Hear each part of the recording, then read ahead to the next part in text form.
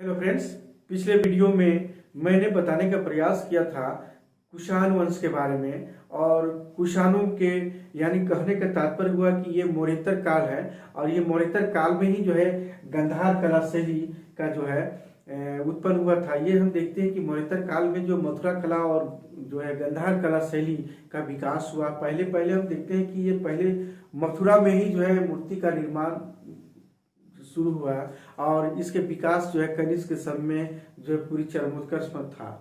पश्चिमोत्तर भारतीय सीमा प्रदेश देखते हैं कि गंधार में जो है ईस्वी सन की प्रथम शताब्दी में ही जो है एक बौद्ध कला केंद्र के रूप में हुआ है, जिसे हमें गंधार कला शैली के नाम से जानते हैं, जो भारतीय कला के इतिहास में जो है बहुत ही प्रसिद्ध है। गंधार कला शैली गंधार कला शैली जो है वह बहुत ही महत्वपूर्ण है। और ये देखते हैं कि यह कला शैली यूनानी और रोमन मूर्ति कला से प्रभावित होने के कारण जो है इसे क्या कहते हैं, ये इंडो ग्रीक भी बोलते हैं।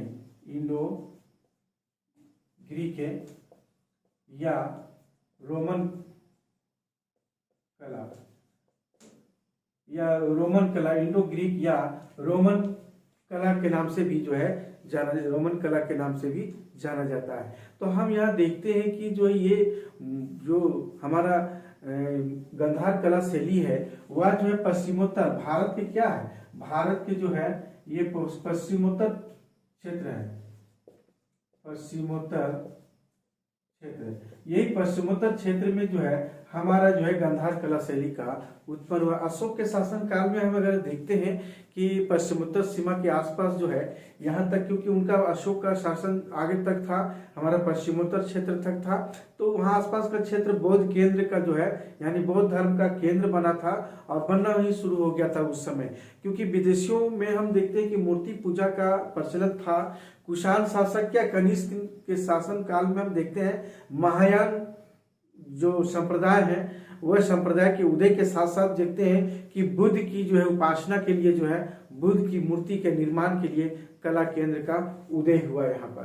तो इस कला शैली के अंतर्गत हम देखते हैं कि संपूर्ण जो है गंधार प्रदेश में जो है यह क्षेत्र फैला हुआ था। या जैसे हम देखते हैं तक्षशिला, पुष्कलावती, ये जो है हमारा जो क्षेत्र जो था यानी गंधार क्षेत्र में जो कला केंद्र के रूप में था, फिर खोतान था, कपीसा, और इसके साथ साथ हम देखते हैं कि नगरहारा और बहलीक इत्यादि, मतलब इन क्षेत्रों में जो है पूरी तरह से कला केंद्र तक यह फैली हुई थी। यह संपूर्ण गंधार प्रदेश फैला हुआ था इन क्षेत्रों में। प्रमुख स्थानों में हम देखते हैं कि इसमें जो गंधार कला शैली का जो ये किया गया है वह है हमारा भूरे रंग के पत्थर से, यानी ये जो देखते हैं कि भूरे रंग के पत्थर से यानी मूर्तियां बनाई गई, मूर्तियों का निर्माण किया गया मूर्तियों का निर्माण किया गया भूरे रंग के पत्थर से। और इस तरह से हम देखते हैं कि केंद्र का मुख्य विषय क्या था, केंद्र का जो मुख्य विषय क्या था ये गंधार कला शैली का, तो गौतम बुद्ध की मूर्ति क्या है, गौतम बुद्ध की मूर्ति था हमारा। और दूसरा हमारा यही था कि ये जो गौतम बुद्ध से संबंधित, यानी हम कहने के मतलब बौद्ध धर्म की मूर्तियों का निर्माण करना और गौतम बुद्ध और इसके से संबंधित जो है मूर्तियों का निर्माण करना यही विषय था। गौतम बुद्ध का मूर्ति और बुद्ध के मूर्ति से संबंधित जितने भी था ये सब था। हम यहाँ देखने को मिलता है कि गंधार कला शैली में ये बुद्ध 3 प्रकार के बनाए गए। बुद्ध को किस तरह से बनाए गए, यानी बुद्ध को जो है इस तरह से 3 प्रकार के, जैसे 3 प्रकार में हम देखते हैं कि सबसे पहले आस्थानक मतलब खड़े होकर के बनाना, मतलब कि बुद्ध की जो मूर्ति है खड़ी के रूप में जो है दिखाया गया है। उसके बाद हम देखते हैं कि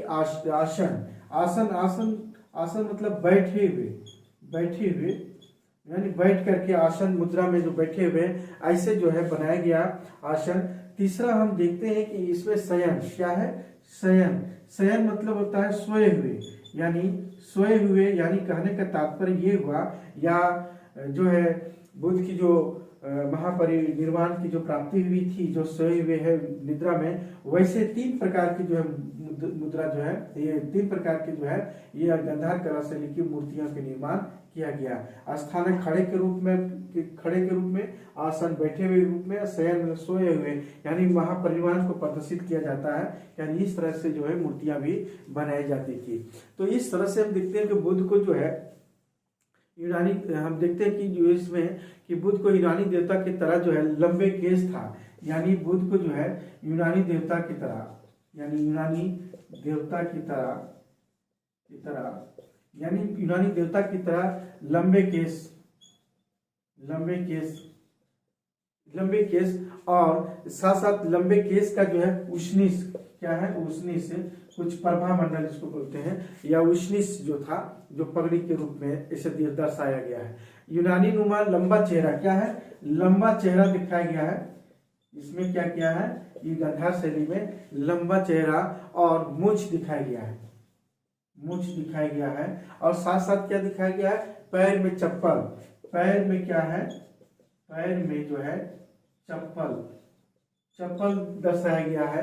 और साथ साथ हम देखते हैं कि लंबा चादर ओढ़े हुए, क्या है लंबा चादर ओढ़े हुए, यानी लंबा चादर ओढ़े हुए।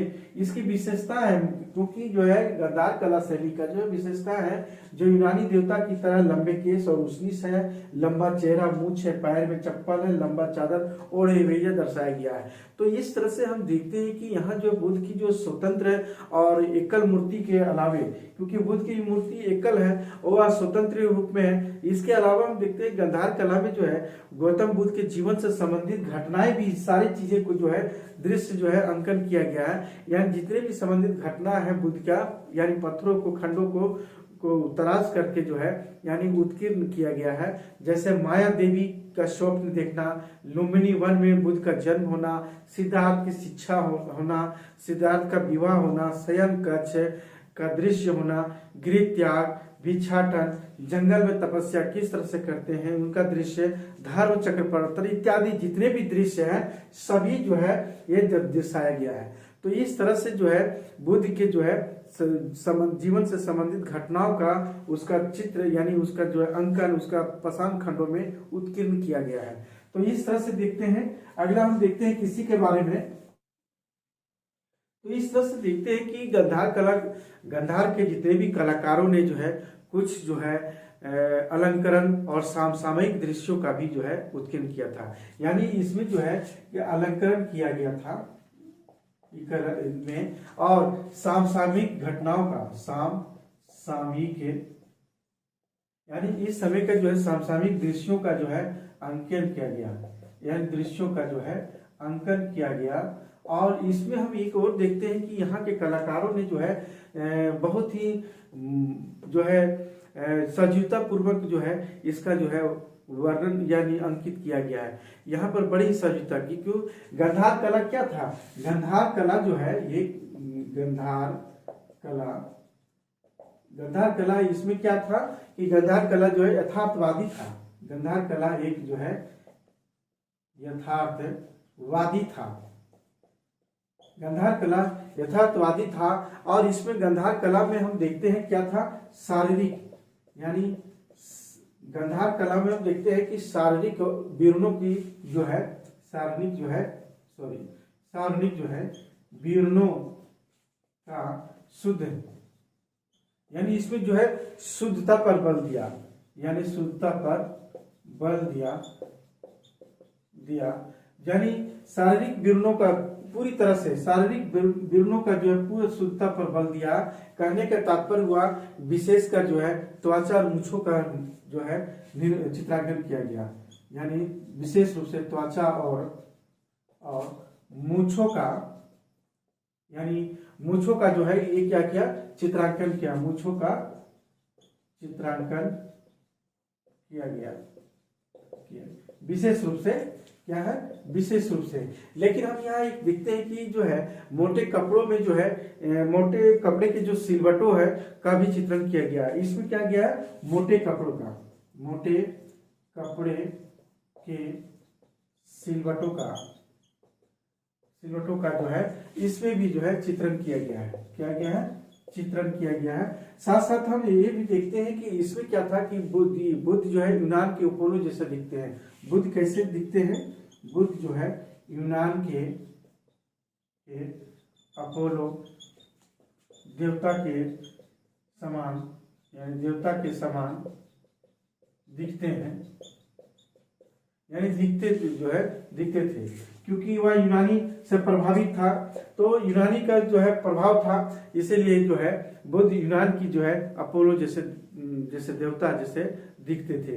तो हम एक और देखते हैं, इसका सबसे बड़ा इंपॉर्टेंट जो है कि साजी ढेरी से प्राप्त एक मंजूषा प्राप्त हुआ है, यानी साजी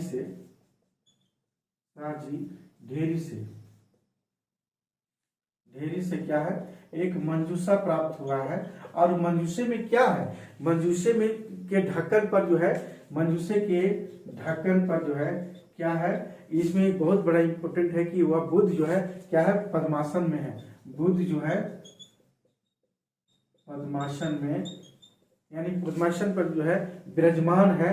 और उसके दाईं ओर जो है और बाईं ओर का मतलब ब्रह्मा और इंद्र भगवान की जो है मूर्तियां उत्कीर्ण है। बुद्ध के कंधों पर जो है संघाटी है और चित्र अंकित किया। ढक्कन के किनारे उड़ते हुए हंसों का भी जो है इसमें हंसों की जो है पंक्ति है। मंजूषा के हम देखते हैं किनारे पर जो है माला उठाए हुए कुछ यक्षों की जो है आकृतियां उत्कीर्ण है। तो इस तरह से देखते हैं कि जो है उत्कीर्ण लेख में कनिष्क है, और कनिष्क का जो वास्तुकार है यानी अगिसल का उल्लेख मिलता है। यानी ये जो है मंजूषा में जो बहुत ही इंपॉर्टेंट है कि उत्कीर्ण लेख में है, किसका है, यहाँ साथ में कनिष्क है। और उसका जो वास्तुकार है क्या है, जो वास्तुकार का नाम जो है अगिसल, क्या है, अगिसल, उसका भी जो है उल्लेख है इसमें, इस मंजूषा में उल्लेख है। और इस तरह से देखते हैं कि जो है ये गांधार कला शैली से जितने भी जो है मूर्तियां हैं वह बर्लिन में भी जो है संग्रहालय में सुरक्षित है। यहाँ तक कि लाहौर और जो है पेशावर में जो है संग्रहालय में भी गांधार शैली के सबसे अधिक यानी अधिकांश मूर्तियां सुरक्षित है। एक और हम देखते हैं कि एक आकृति में सबसे बड़ी जो गांधार शैली में कि एक आकृति में बालक को जो है गोद में लेकर स्तनपान कराती हुई नारी की एक अंकन यानी प्रदर्शित किया गया है। ये देखते हैं कि गांधार शैली का सबसे बड़ा मनमोहक आकृतियां हैं जो कहा जाता है। और इसमें हम देखते हैं कि इसमें एक और देखते हैं कि इसमें जो तत्कालीन समाज की जो कुलीन और जो है सामान्य वर्ग में जो प्रचलित जो है वेशभूषा की भी जानकारी मिलती है। तो इसमें एक महत्वपूर्ण हम देखने को मिलता है, इसमें क्या कि इसमें एक सबसे बड़ी चीज है कि बौद्धिकता और शारीरिक, इसमें क्या है, बौद्धिकता और जो है शारीरिक, यानी बौद्धिकता और शारीरिक का जो है प्रधानता दिखाई देती है, शारीरिक की प्रधानता दिखाई देती है। यही सबसे बड़ा था कि जो है गांधार कला शैली बौद्धिकता और शारीरिक की प्रधानता मुख्य रूप से दिखाई देती है।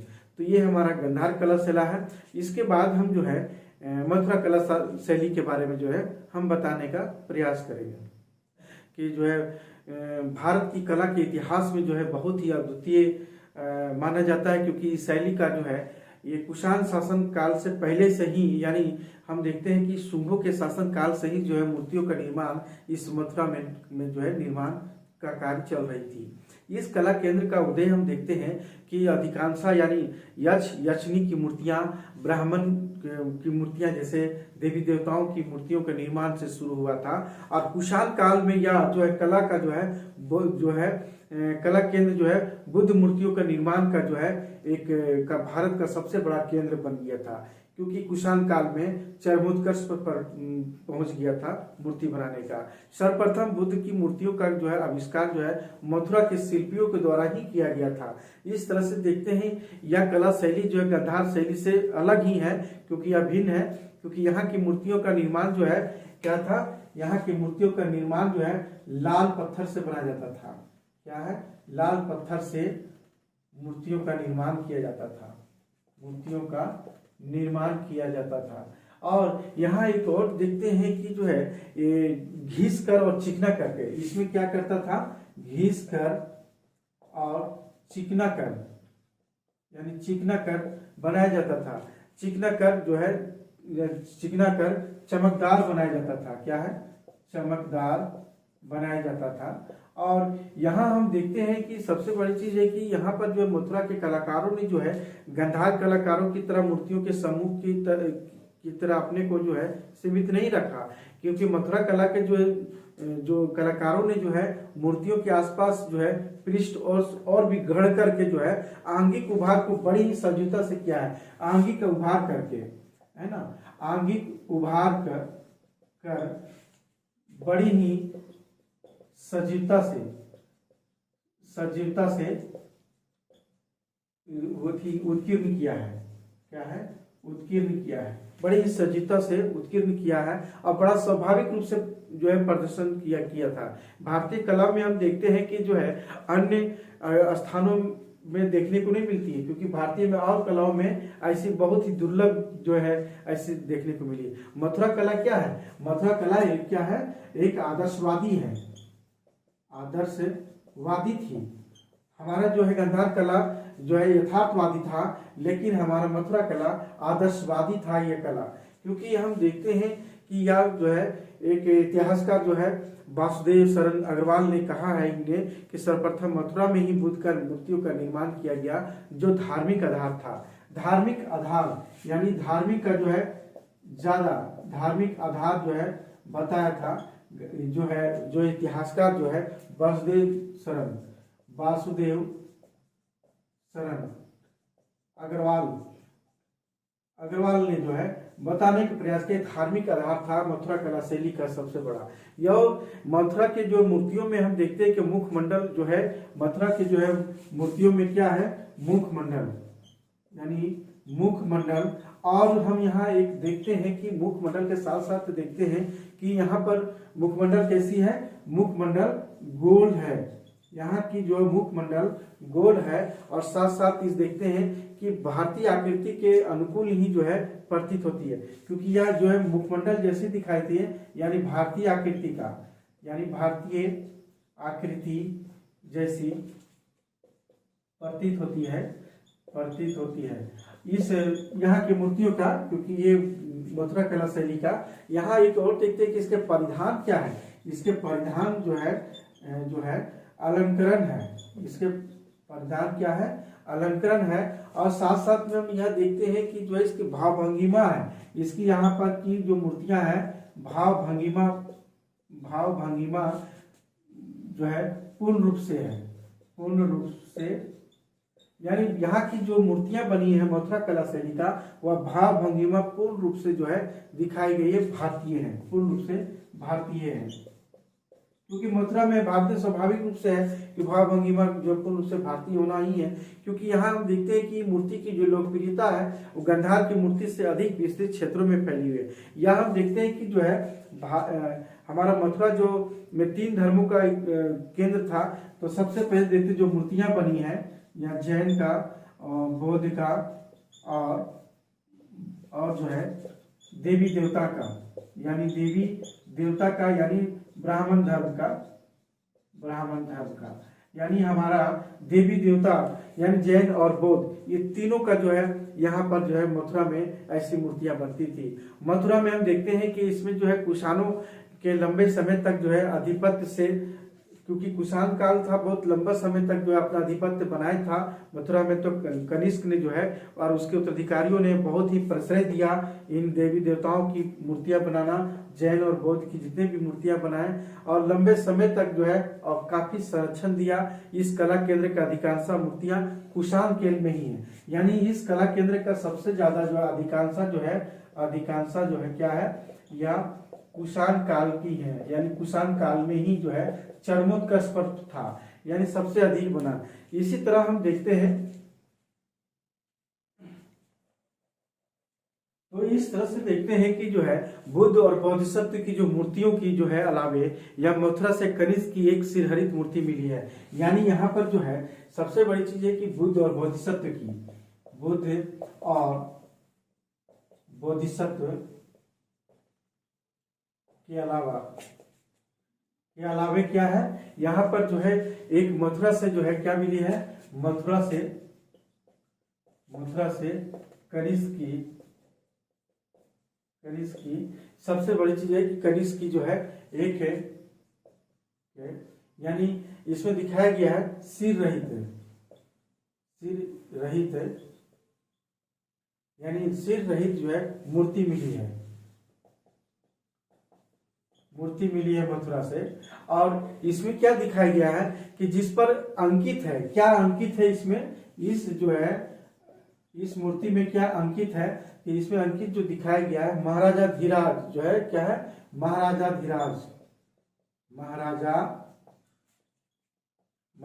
धीराज और साथ साथ में क्या है देवपुत्रो, क्या है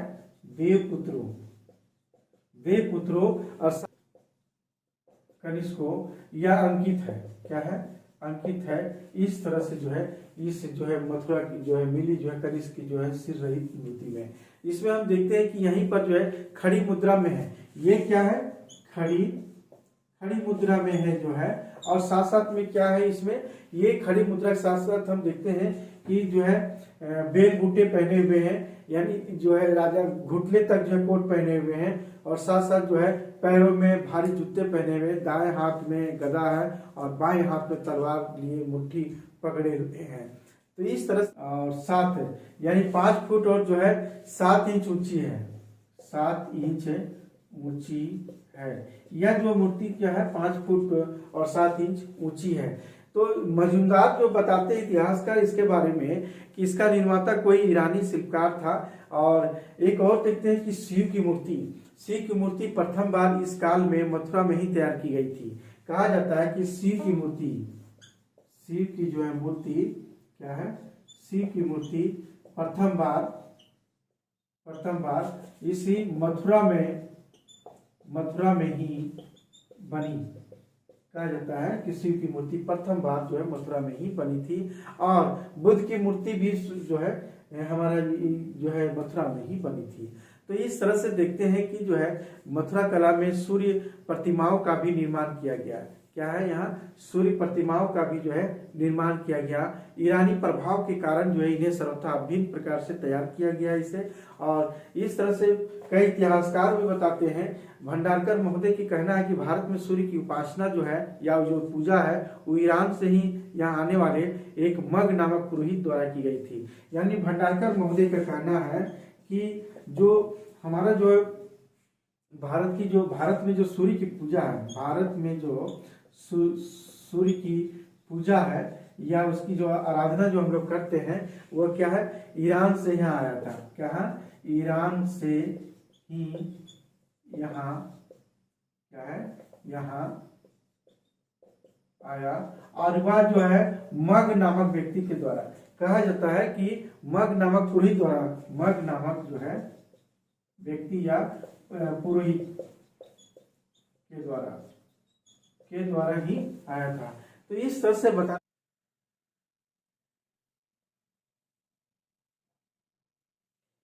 मथुरा के शिल्पी और वास्तुकार और मूर्तिकार दोनों थे। यानी मथुरा का जो था वह जो है शिल्पकार जो थे वो क्या थे, वास्तुकार और क्या थे, दोनों एक जो है मूर्तिकार थे। क्या थे, मूर्तिकार थे। जो शिल्पकार जो थे मथुरा कला शैली का वास्तुकार और मूर्तिकार दोनों थे। ये स्वतंत्र मूर्ति के साथ साथ देखते हैं यानी भवनों के अंगों में भी जो है मूर्तियों का भी उत्कीर्ण करते थे। मूर्तियों को उत्कीर्ण करने का उद्देश्य क्या था, इनका मूर्ति का जो है अंकन करने का उद्देश्य यही था कि यहाँ पर जो है अलंकरण करना। क्या है, अलंकरण करना। और जो है इसमें और दिखाया गया है कि ये धार्मिक भावना, क्या है, धार्मिक भावना थी। इनका उद्देश्य था अलंकरण और धार्मिक भावना था। और इसमें साथ साथ देखते हैं कि बुद्ध की मूर्तियों में बुद्ध मूर्ति की प्रधानता देखी जाती है, क्योंकि बुद्ध की जो मूर्ति है, बुद्ध की मूर्ति जो है यहाँ जो है प्रधानता है, क्या है, प्रधानता देखने को मिलती है यहाँ पर। तो इस तरह से हम देखते हैं कि जो गद्दार की तरह मथुरा की अभी एकल और पाषाण की पट्टिका पर मूर्ति मिलती है, यहाँ भी जो देखने को मिलती है मूर्ति में जो है खड़ी के रूप में, यानी आस्थानक के रूप में और खड़ी के रूप में, और यहाँ भी देखते हैं कि आसन के रूप में, आसन के रूप में यानी बैठे हुए दिखाया गया है। और यहाँ पर भी शयन, यहाँ भी जिस तरह से गांधार कला जो है उसी तरह जो है यहाँ भी जो है मथुरा कला शैली में भी जो है 3 प्रकार की जो है यहाँ पर भी मूर्तियां देखने को मिलती है। इसकी विशेषता क्या है? इसकी विशेषता सबसे बड़ी चीज है कि भारी भरकम, यानी भारी भरकम जो है, और यहाँ पर जो है आदम कद थी, आदम कद थी। लेकिन यहाँ पर क्या है, यहाँ पर हम देखते हैं भारतीय महापुरुष के लक्षणों से परिपूर्ण है। यहाँ पर जो है भारतीय महापुरुष के जो लक्षणों से परिपूर्ण, महापुरुष के लक्षणों से परिपूर्ण थी। यहाँ पर एक और देखने को मिलता है कि इसकी विशेषता क्या थी, कि सबसे बड़ी विशेषता जो है यहाँ पर प्रधानता थी, हमारे धार्मिक प्रधानता थी। और हमारा जो है भारी भरकम के साथ साथ हम देखते हैं कि यहाँ पर आँख बनते थी, लंबी केस थी, यानी लंबी भौहें थी, यानी लंबी भौहें थी, घुंघराला बाल था, क्या है, घुंघराला बाल थी, छोटे भी थे, छोटे बाल भी हुआ करते थे। और साथ साथ हम यहाँ देखने को मिलता है कि जो है माथे पर उष्णिस था, क्या था, माथे पर उष्णिस का कहने का तात्पर्य हुआ पगड़ी, ये उष्णिस हुआ करता था। साथ साथ में देखते हैं ललाट पर उड़न, क्या था, ललाट पर जो तिलक जैसा दिखता था, तो इस तरह से ललाट पर था। यहाँ तक कि लंबे और कान था, क्या है, लंबे कान था, बाजू था। तो इस तरह से यहाँ पर देखने को मिलता है, हाथ था, बाजू, हाथ सब बनाए दिए जाते थे। गौतम बुद्ध की जीवन की घटनाओं की जो जातक और जो है कथाओं से भी जो है बोधिसत्व और मूर्ति, अन्य देवी देवताओं की मूर्तियां मिलती है। यानी बुद्ध से संबंधित जितनी भी घटना है, यानी बुद्ध से संबंधित जो है जीवन की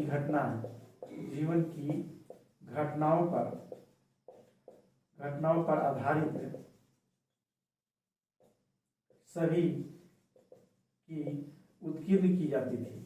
जिस तरह से गांधार कला में थी उसी तरह जो है यहाँ पर भी जो है उत्कीर्ण की जाती थी। यहाँ पर हम देखते हैं कि जो है जैन धर्म का सबसे बड़ा यहाँ भी जो प्राचीन मूर्ति मथुरा कला केंद्र की उपज मानी जाती है, क्योंकि हम यहाँ देखते हैं कि कंकाली टीला से प्राप्त है जैन की जो स्तूप है, जैन के स्तूप का अवशेषों से जीन की जो है 4 मूर्तियां उत्कीर्ण मिली है। इसके अलावा हम देखने को मिलता है कि यहाँ पर देवी देवता 4 जो है जिन की मूर्तियों के अलावा जो है मथुरा से भी प्राप्त हुई है। इसी तरह हम देखते हैं कि देवी देवताओं में जो है शिव की, कार्तिकेय का, गणेश, नंदी, विष्णु, लक्ष्मी, इंद्र, ये सब, दुर्गा इत्यादि का जो है प्रमुख रूप से जो है इसकी भी मूर्तियां बनाई जाती थी। इस तरह से हम देखते हैं कि कुषाण काल में जो है सांस्कृतिक विकास के लिए बहुत ही प्रसिद्ध था। और कुषाणों ने जिस तरह से सांस्कृतिक जो है चेतनाओं की शुरुआत की थी वह गुप्त काल में बहुत ही चरमोत्कर्ष पर जो है देखा जाता है, यह मथुरा कला शैली। तो आज की क्लास यहीं समाप्त करते हैं।